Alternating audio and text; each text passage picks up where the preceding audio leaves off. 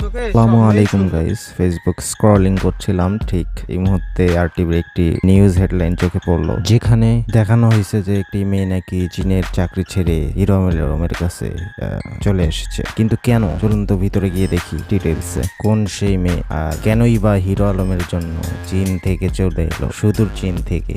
ঠিক আপনাদের মতো আমার মনেও কৌতূহল জাগলো। চলুন তো দেখি ডিটেলসে কোন মেয়ে। আশরাফুল হোসেন ওরফে হিরো আলম, যাকে নিয়ে আলোচনা করা যায়, কিন্তু এবার তার জন্য চীনের চাকরি ছেড়ে দেশে চলে এসছেন কিশোরগঞ্জের মেয়ে সাইকা সুবহাতান্ন। দেশে ফিরেই শুরু করলেন হিরো আলমের সঙ্গে মিউজিক ভিডিও। 2019 সালে চলে যান চীনের হাংজু শহরে। এটা কোনো কথা? আরটিভি তাদের হেডলাইন্স দিয়ে সময় নিউজকেও টক্কর দিতে সক্ষম।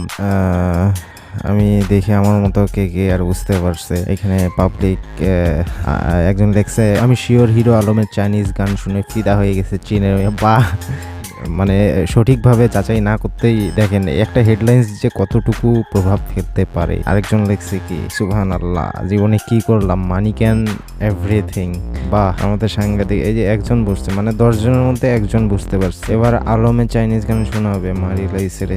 আরেকজন কি লেখছে দেখেন, লিটন লেখছে যে চীনের মতো উন্নত দেশে ভালো চাকরি করেও এক তরুণী সবকিছু ছেড়ে চলে এলেন হিরো আলমের কাছে। এটা শুধু একটি প্রেমের গল্প নয়, বরং বিশ্বাস, ভালোবাসা আর সাহসের এক নতুন দৃষ্টান্ত। অনেকে হাসবে, অনেকে সমালোচনা করবে, তবুও অনুভবের জায়গা থেকে এমন সিদ্ধান্ত নেওয়া সহজ নয়। হিরো আলমকে ঘিরে যতই বিতর্ক থাকুক, কারো প্রতি এমন নির্ভীক ভালোবাসা আজকের দিনে সত্যিই বিরল।